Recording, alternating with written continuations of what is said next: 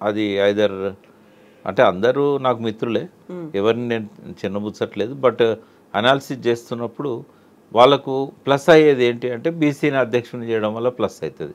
అది మున్నూరు కాపు సామాజిక వర్గమైనా ముదిరాజ్ సామాజిక వర్గమైనా ప్లస్ అవుతుంది. బట్ అది చేస్తారా లేదా అనేది చూడాలి. సో ఇప్పుడు మహేష్ కుమార్ గౌడ్ ఇంకో కీలకమైనటువంటి వ్యాఖ్య చేశాడు. బీఆర్ఎస్ 3 ముక్కలాట కొనసాగుతోంది. కేటీఆర్, హరీష్, కవిత అనేది ఎవరికి వాళ్ళు సపరేట్ ప్రోగ్రామ్స్ పెట్టుకుంటున్నారు, గ్యాదరింగ్స్ అవుతున్నాయి, రౌండ్ టేబుల్ అవుతున్నాయి, కానీ అంతా కలిసి పని చేయట్లేదు అనే భావన. పార్టీలలో ఇటువంటి వాతావరణం అవసరం. ఎందుకంటే ఒకరి పట్ల కోపం ఉన్న వాళ్ళు ఇంకోరి దగ్గరికి వెళ్తారు. వీళ్ళందరూ ఒకటే పెట్టారనుకోండి ఇంకో పార్టీకి పోతారు వాళ్ళు. కాబట్టి అసంతృప్తి ఉన్న వాళ్ళు ఇట్లాంటి వాళ్ళు ఇప్పుడు చేయడం ఇట్లా కొంత డిఫరెంట్ యాక్టివిటీస్ చేయడం అనేది అవసరం కూడా.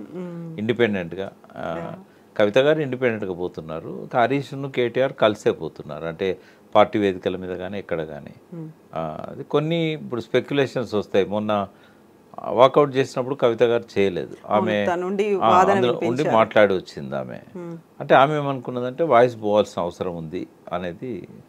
కాబట్టి దాన్ని అంత మాత్రాన మనం పార్టీ నుంచి ఆమె దూరం అవుతున్నదనో లేకపోతే ఇంకేదో ఆలోచన ఉందని అనుకోవడం కరెక్ట్ కాదు. బట్ ఆమె ప్రోగ్రామ్స్ అన్నీ కూడా పబ్లిక్ ఇష్యూస్ని తీసుకొని ముందుకు పోవాలి. ఆమెకు ఒక ఎంటిటీ ఉంది జాగృతి అని. అది టీఆర్ఎస్లో భాగం కాదు. టీఆర్ఎస్లో భాగం కాకుండానే అది ఎమర్జ్ అయింది. లాస్ట్ 17 years నుంచి ఉన్నది. అది 17-18 years అయింది ఆ ఆర్గనైజేషన్ పెట్టి. ఆమె చాలాసార్లు బతుకమ్మే కాకుండా రకరకాల కార్యక్రమాలు దాని తరఫున తీసుకున్నది ఆమె. కాబట్టి ఆ రకంగా ముందు పోవడాన్ని ఎవరు తప్పట్టాల్సిన అవసరం లేదు. అయితే ఈ మధ్య కాలంలో ఫామ్ హౌస్లో కేసీఆర్ మాట్లాడారు. అక్కడికి తనను కలవడానికి వచ్చినటువంటి కార్యకర్తలు నాయకులతో ఈసారి కొడితే మామూలుగా కొట్టను, చాలా బలంగా కొడతాను అనే మాట. తొందరలోనే నేను బయటకు వస్తాను అని. నిజంగా తొందరలో బయటకు వచ్చినప్పుడు కార్యక్రమం అనేది ఎలా ఉంటుంది అనుకుంటున్నారు మీరు? అంటే రేవంత్ రెడ్డి ఆయనకు మ్యాచ్ కాదు కదా. ఇప్పుడు రేవంత్ రెడ్డి ముఖ్యమంత్రి కావచ్చు, బట్ కేసీఆర్ గారి పర్సనాలిటీ ముందు, ప్రజల్లో ఆయనకున్న ఇమేజ్ ముందు రేవంత్ రెడ్డి నిలబడలేడు. ఆయన చెప్పాల్సిన అవసరం లేదు ఆ మాట. బయటకు వస్తే అదే జరుగుతుంది. కానీ నేను కొడతాను అని చెప్పాల్సిన అవసరం లేదు. అది ఇంకెవరన్నా కింద ఉన్న సెకండ్ స్టేజ్ నాయకులు అట్లా చెప్తే బాగుంటుంది. బట్ అది ఆయన ఆ రకంగా చెప్పడం అయితే వాంఛనీయం కాదు. అది ఆయన పర్సనాలిటీకి అది శోభనీయదు. డెఫినెట్గా ఆయన కొట్టడం అయితే కొడతారా, అప్పర్ హ్యాండ్ అవుతాడు ఆయన డెఫినెట్గా. రేవంత్ రెడ్డి అసెంబ్లీలో ఉన్నప్పుడు కేసీఆర్ కూడా అదే అసెంబ్లీలో వాయిస్ వినిపించాడు అనుకోండి. దానికి కారణం ఏంటంటే ఒకటి తెలంగాణ తెచ్చిన వ్యక్తిగా ఆయనకున్న ఇమేజ్. ఎన్ని ఆటుపోట్లైనా ఎదుర్కొని నిలబడ్డాడు. గతంలో ఏ నాయకుడు నిలబడలేదు అట్లా. రెండవది ఏంటంటే తెలంగాణ అణువణువున ఆయనకు అవగాహన ఉంది. ప్రతి రంగం మీద అవగాహన ఉంది, పట్టు ఉంది. రేవంత్ రెడ్డికి లేదు. ఇంకా ఆయన చాలా కష్టపడాలి అవగాహన పెంచుకోవడానికి. తర్వాత స్ట్రాటజీస్లల్లో రేవంత్ రెడ్డికే మాస్టర్ ఆయన. ఆయనకి ఎవరు రోల్ మోడల్ అంటే కేసీఆర్ రోల్ మోడల్ రేవంత్ రెడ్డికి. ఆయనను చూసే ఈ స్ట్రాటజీస్ అన్ని ఈయనే ఇంప్లిమెంట్ చేశాడు. కాబట్టి ఆయన తట్టుకోవడం అనేది రేవంత్ రెడ్డికి సాధ్యం కాదు. వాస్తవంగా చెప్పాలంటే 1 year నుంచి చాలా గట్టిగా ప్రయత్నం చేస్తున్నాడు రేవంత్ రెడ్డి కేసీఆర్ రాకూడదు అసెంబ్లీకి అని. డైరెక్ట్ అట్లా చెప్పకుండా ఏంటంటే దుర్భాషలు ఆడడం, రోత మాటలు మాట్లాడడం. ఆయన ఏ స్థాయికైనా దిగజారిండు అట్లా. ఎందుకు అంటే ఎక్కడ కేసీఆర్ వస్తాడో, కేసీఆర్ వస్తే తనకు సరిపోను అనేది తెలుసు ఆయనకి. అంటే విషయ పరిజ్ఞానం లేదు, ఎదుర్కొనే శక్తి లేదు. కేసీఆర్ ప్రూవ్ చేశాడు కదా తన సమర్థతను. ఇప్పుడు ఎవరేమన్నా దేశంలోనే టాప్ 5 పారామీటర్స్లలో ఏ రంగాన్ని చూసినా కూడా నిలబెట్టగలిగాడు. ఎక్కడో అట్టడుగున ఉన్న తెలంగాణను టాప్కు తీసుకురాగలిగాడు. కేసీఆర్ను ఆ స్టాటిస్టిక్స్తో నువ్వు ఎదుర్కోగలుగుతావా? అది వాస్తవం కాదా? కేసీఆర్ చెప్పుకోవాల్సిన అవసరం లేదు. రిజర్వ్ బ్యాంక్ చెప్తున్నది, గవర్నమెంట్ ఆఫ్ ఇండియా చెప్తున్నది, ఇదే బీజేపీ ప్రభుత్వం పార్లమెంట్ సాక్షిగా ఎన్నోసార్లు చెప్పింది. కళ్ళ ముందు ఫలితాలు కనబడుతున్నాయి. ఇవాళ నువ్వు బడ్జెట్ పెడుతున్నావు అంటే 3 లక్షల కోట్ల బడ్జెట్ పెడుతున్నావు అంటే అది కేసీఆర్ కృషి కాదా? ఇవాళ నువ్వు ఎంత 1,79,000 కోట్లు దావోస్ నుంచి తెస్తున్నావు అని అంటే అది కేసీఆర్ ప్రతిభ కాదా? నువ్వు ఆయన పేరు చెప్పినంత మాత్రాన ప్రజలు ఆయన క్రియేట్ ఇయ్యరా? ఇప్పుడు ఇవాళ ఉన్న హైదరాబాద్లో ఫేవరబుల్ కండిషన్స్ని ఎవరు క్రియేట్ చేశారు? టీఎస్ ఐపాస్ ఎవరు రూపొందించారు? 25,000 ఇండస్ట్రీస్ వచ్చాయి కదా కేసీఆర్ 10 ఏళ్ల పాలనలో.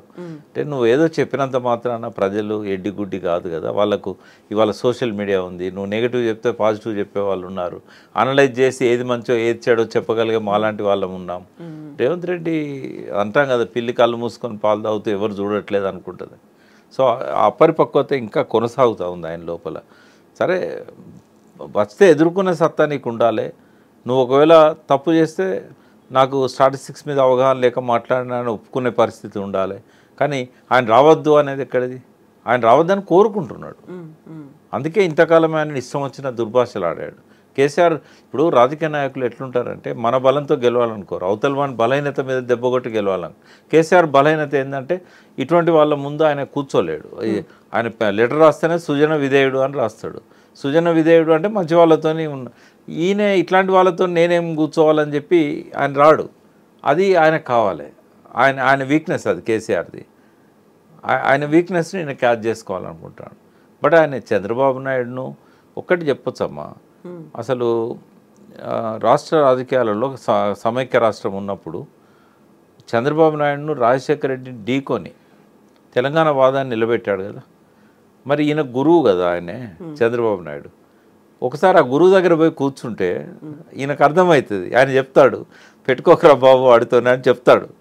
కానీ రేవంత్ రెడ్డి ఏంటంటే ఆయన గురువుకే సాధ్యం కాని దాన్ని ఆయన ఎట్లా సాధ్యం చేయగలుగుతాడు?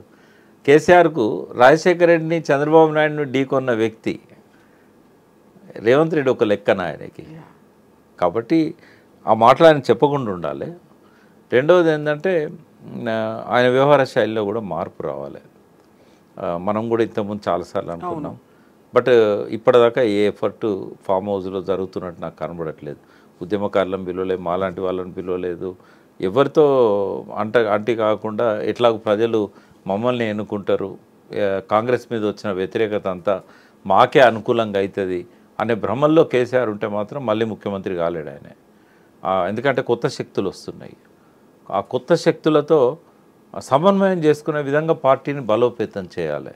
అట్లా కాకుండా కాంగ్రెస్ మీద వ్యతిరేకత అంతా నాకే ప్లస్ అవుతుంది, జగన్ మీద వ్యతిరేకత అంతా కూడా చంద్రబాబుకి వచ్చింది. మళ్ళా అంతకుముందు చంద్రబాబు ఘోరంగా ఓడిపోయాడు, మళ్ళీ మంచి బలంతో గెలిచాడు, నేను కూడా గట్లనే గెలుస్తా అనుకుంటే మాత్రం ఆంధ్ర రాజకీయాలు వేరు, తెలంగాణ రాజకీయాలు వేరు. నెక్స్ట్ ఎలక్షన్స్ అంత సాఫీగా జరగవు. ఇప్పుడున్నట్టు డెఫినెట్గా కొత్త పార్టీలు వస్తాయి, కూటమి వస్తుంది. వీటన్నింటిని తట్టుకొని నిలబడాలనుకున్నప్పుడు నేను సైలెంట్గా ఉన్నా గెలుస్తా, ఎట్లాగ ఎలక్షన్లు మళ్ళీ వస్తే మనమే రాజ్యాధికారానికి వస్తాం, ఇట్లాంటి మాటలు వినబడతా ఉన్నాయి. అది వాళ్ళకు మంచిది కాదు. వాళ్ళు ఎక్స్పెక్ట్ చేయలేని స్థితిలో నెక్స్ట్ ఎన్నికలు జరుగుతాయి. ఎస్ ప్రకాష్ గారు, థ్యాంక్ యూ సో మచ్ అండి. Thank you.